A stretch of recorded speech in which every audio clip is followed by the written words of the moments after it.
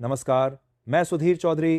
तो दोस्तों, आज की खबर इतनी बड़ी और इतनी संवेदनशील है कि पूरी दुनिया के न्यूज रूम्स में हलचल मच गई है और हर कोई भारत पाकिस्तान की तरफ देख रहा है। दरअसल दिल्ली के लाल किला मेट्रो स्टेशन के पास हुए बम धमाके ने भारत और पाकिस्तान के बीच तनाव को फिर से चरम पर पहुंचा दिया है और इस बार हालात बिल्कुल वैसे ही बनते दिख रहे हैं जैसे पहलगाम हमले के बाद थे।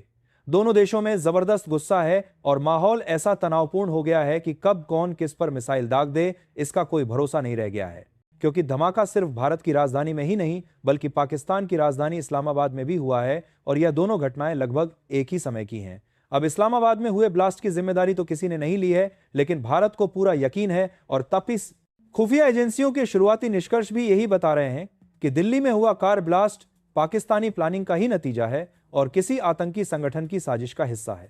यही कारण है कि भारत सरकार की ओर से एलओसी के पास के इलाकों को तुरंत खाली करने के आदेश जारी कर दिए गए हैं और यह कोई मामूली कदम नहीं है बल्कि यह संकेत है कि सरकार किसी बड़े ऑपरेशन की तैयारी में है। तीनों सेनाओं, थल सेना, वायुसेना और नौसेना के कमांडरों को बुलाकर हाई लेवल मीटिंग की जा रही है और गृह मंत्रालय ने भारत पाक सीमा से 10 किलोमीटर के पूरे दायरे को रेड जोन घोषित कर दिया है ताकि किसी भी नागरिक को नुकसान ना पहुंचे और सेना की कार्रवाई में कोई बाधा ना आए। कश्मीर घाटी में पर्यटन स्थलों जैसे पहलगाम, गुलमर्ग, सोनमर्ग, श्रीनगर और जम्मू श्रीनगर नेशनल हाईवे की यात्रा पर भी पूरी तरह से रोक लगा दी गई है और सभी पर्यटकों को वापस भेजने के निर्देश दिए गए हैं।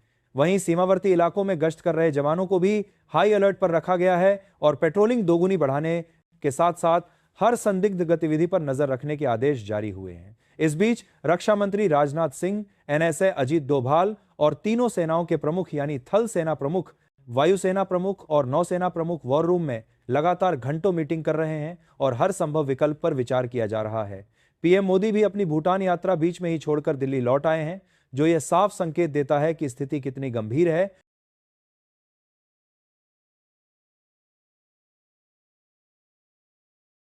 अब बात करते हैं उस दूसरी बड़ी खबर की जिसने पाकिस्तान और चीन दोनों के ही पसीने छुड़ा दिए हैं और उनकी नींद उड़ा दी है।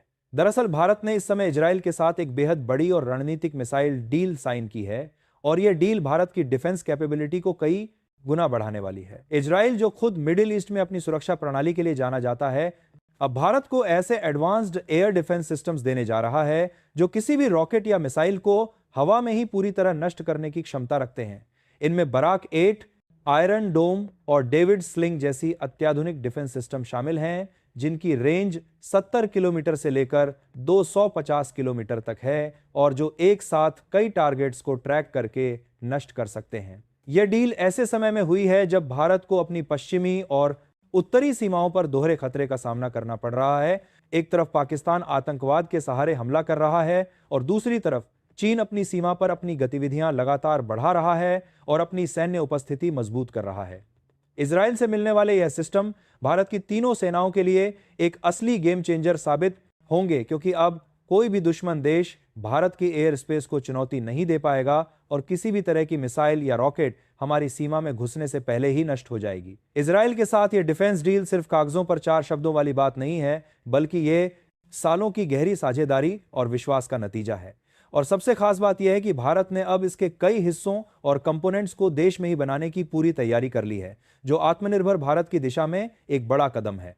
बराक 8 जैसा MRSAM सिस्टम लगभग 70 से 100 किलोमीटर तक के हवाई खतरों को रोकने में पूरी तरह सक्षम है और यह भारत इजराइल का संयुक्त प्रोजेक्ट है जिसमें दोनों देशों की तकनीकी विशेषज्ञता शामिल है। इजराइल ने हाल ही में बहुत साफ शब्दों में कह दिया है कि वह किसी भी परिस्थिति में आंख बंद करके भारत के साथ खड़ा है और भारत की सुरक्षा को अपनी सुरक्षा की तरह देखता है। अब बात करें तो आयरन डोम जैसे शॉर्ट रेंज इंटरसेप्टर छोटे रॉकेट और रॉकेट लॉन्चर्स को 4 से 70 किलोमीटर की रेंज में हवा में ही पूरी तरह नष्ट कर देते हैं और यह सिस्टम इजराइल में हजारों बार अपनी क्षमता साबित कर चुका है। डेविड्स स्लिंग जैसी प्रणाली mid to long range ballistic और क्रूज जैसी धमाकेदार और खतरनाक मिसाइलों को रोक सकती है और इसे खासतौर पर उन खतरों के लिए बनाया गया है जो लंबी दूरी से आते हैं।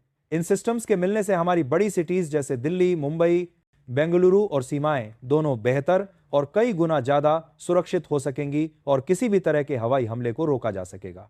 सबसे अहम और महत्वपूर्ण बात यह है कि यह सब केवल इंपोर्ट के रूप में नहीं आ रहा, बल्कि लोकल प्रोडक्शन यानी स्वदेशी निर्माण के साथ होगा, जिससे भारत की अर्थव्यवस्था को भी फायदा होगा। भारत और इजराइल की कंपनियों के बीच ज्वाइंट वेंचर और टेक्निकल पार्टनरशिप पहले से मजबूत हैं और अब कई कंपोनेंट्स और पार्ट्स भारत में ही बनेंगे, जिससे मेंटेनेंस और ऑपरेशनल तैयारियां तेज और आसान होंगी। इसका मतलब यह भी है कि लंबे समय में हमारे पास स्पेयर पार्ट्स, सर्विसिंग और अपग्रेड की पूरी सुविधा अपने ही देश में रहेगी और हमें किसी दूसरे देश पर निर्भर नहीं रहना पड़ेगा। यह ऐतिहासिक डील उस समय आई है जब एलओसी के आसपास नागरिकों को खाली करने के आदेश, रेड जोन की घोषणाएं और कश्मीर में पर्यटन स्थलों पर पूरी तरह रोक जैसी गंभीर सुरक्षा तैयारियां चल रही हैं और देश की सेनाएं पूरी तरह युद्ध के लिए तैयार हैं।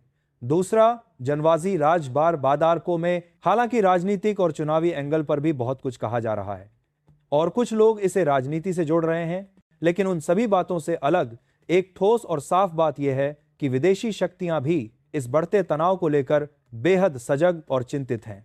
G7 देशों और कई पश्चिमी देशों ने दोनों पक्षों से संयम रखने और युद्ध से बचने का गंभीर अनुरोध किया है और कई देशों ने अपने नागरिकों को जम्मू कश्मीर और सीमा के 10 किलोमीटर के दायरे के आसपास बिल्कुल भी यात्रा न करने की सख्त सलाह दी है। यह वैश्विक दबाव और डिप्लोमेटिक आउटरीच का भी एक बड़ा हिस्सा है और दुनिया नहीं चाहती कि दक्षिण एशिया में कोई बड़ा युद्ध हो। अब बात करनी बेहद जरूरी है हमारी सेना की तैयारियों की और यह जानना जरूरी है कि भारतीय सेना इस समय क्या कर रही है। अगर सुरक्षा एजेंसियां जैश ए मोहम्मद जैसे आतंकी संगठन पर शक जता रही हैं, तो एयर डिफेंस और टेक्निकल इंफ्रास्ट्रक्चर की मजबूती उसी शक को ठुकराने और देश को सुरक्षित रखने की क्षमता देती है। यानी अगर दुश्मन किसी भी तरह की रॉकेट या मिसाइल लॉन्च करने की कोशिश करेगा, तो हमारे पास उसे हवा में ही रोकने की कई परतें मौजूद रहेंगी और कोई भी हमला सफल नहीं हो पाएगा। इसी वजह से वॉर रूम में मीडिया रिपोर्ट्स के हिसाब से कई रणनीतिक विकल्पों पर गहन चर्चा हो रही है और तीनों सेनाओं के कमांडर पूरी तरह सतर्क और तैयार हैं। अंत में एक बड़ी और महत्वपूर्ण तस्वीर यह भी है कि भारत अपनी रक्षा आत्मनिर्भरता की तरफ भी बहुत तेजी से बढ़ रहा है और खुद अपनी सुरक्षा प्रणालियां बना रहा है। इजराइल से टेक सपोर्ट और लोकल प्रोडक्शन के साथ साथ भारत ने मिशन सुदर्शन चक्र और कई अन्य स्वदेशी पहलुओं पर भी काम तेज कर दिया है, ताकि भविष्य में देश की सुरक्षा के लिए पूरी तरह से घरेलू सिस्टम तैयार रहें और हम किसी पर निर्भर ना रहें। इससे न सिर्फ तात्कालिक खतरे बेहतर तरीके से निपटेंगे, बल्कि दीर्घकालिक रणनीति भी बहुत मजबूत होगी और भारत दुनिया की एक बड़ी सैन्य शक्ति बनेगा। फिलहाल अगर बराक-8 की बात करें तो यह आमतौर पर 70 से 100 किलोमीटर तक की रेंज में हवाई खतरों को बहुत प्रभावी तरीके से रोकता है और यह मिसाइल बेहद तेज है और कई टारगेट्स को एक साथ इंटरसेप्ट करके नष्ट कर सकती है। आयरन डोम 4 से 70 किलोमीटर की रेंज में आने वाले छोटे रॉकेट और शॉर्ट रेंज खतरों को बेहद सटीकता से रोकने के लिए जाना जाता है।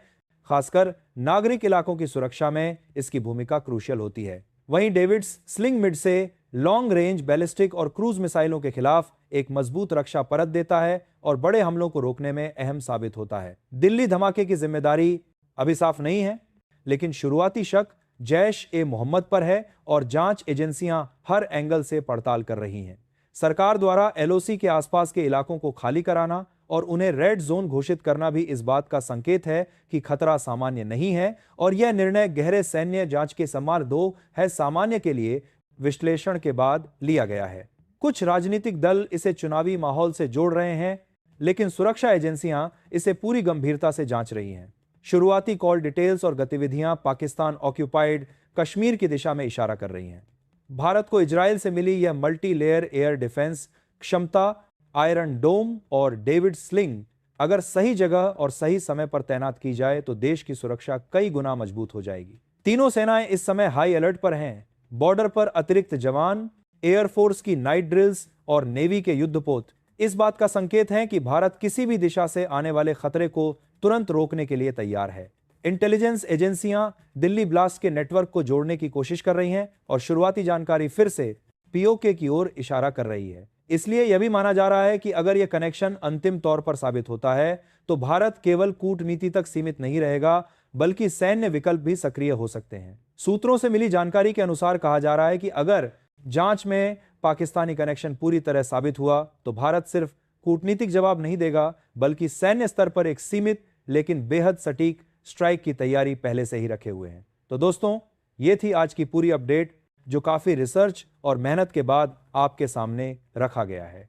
बाकी आप लोग इस पूरे मुद्दे पर क्या सोचते हैं, कमेंट में जरूर बताइएगा। और दोस्तों, जाते जाते एक छोटी सी हेल्प कर दीजिए, इस वीडियो को एक लाइक करके अपने दोस्तों तक शेयर करके हमारी मेहनत को सपोर्ट कर दीजिए। धन्यवाद।